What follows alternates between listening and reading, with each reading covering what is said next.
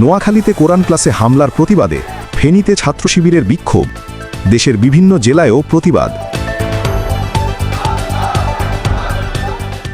নোয়াখালীতে কোরআন ক্লাসে হামলার ঘটনাকে কেন্দ্র করে উত্তপ্ত হয়ে উঠেছে দেশজুড়ে ইসলামী ছাত্র শিবিরের নেতাকর্মীরা। শনিবার ১৯ অক্টোবর ২০২৫ এ ঘটনার প্রতিবাদে ফেনী শহরে বিক্ষোভ মিছিল ও সমাবেশ অনুষ্ঠিত হয়। সকালে ফেনীর ট্রাঙ্ক রোড এলাকা থেকে একটি বিক্ষোভ মিছিল বের করে সংগঠনটির নেতাকর্মীরা। মিছিলটি শহরের প্রধান সড়ক প্রদক্ষিণ শেষে সংক্ষিপ্ত সমাবেশে মিলিত হয়। সমাবেশে বক্তারা বলেন, কোরআন শিক্ষার মতো পবিত্র স্থানে হামলা ইসলাম ও মানবতার প্রতি আঘাত। আমরা দোষীদের অবিলম্বে গ্রেফতার করে দৃষ্টান্তমূলক শাস্তি চাই।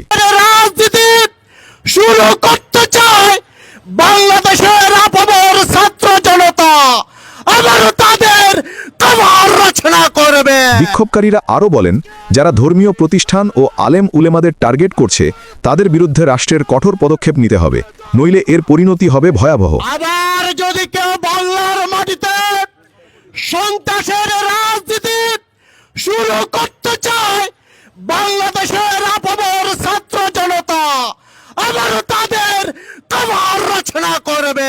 শুধু ফেনী নয়, চট্টগ্রাম, নরসিংদী, কুমিল্লা, রংপুর, খুলনা এবং বরিশাল সহ দেশের বিভিন্ন জেলাতেও একই দাবিতে বিক্ষোভ করেছে ছাত্র শিবির।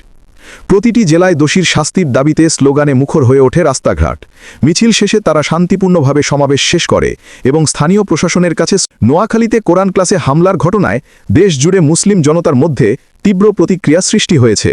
ইসলামী ছাত্র শিবিরের নেতারা বলেন, তারা শান্তিপূর্ণ আন্দোলন চালিয়ে যাবেন যতক্ষণ না দোষীদের বিচার হয়। ফাইসাল জাবিদ ফিরোজ, উত্তরবঙ্গ নিউজ।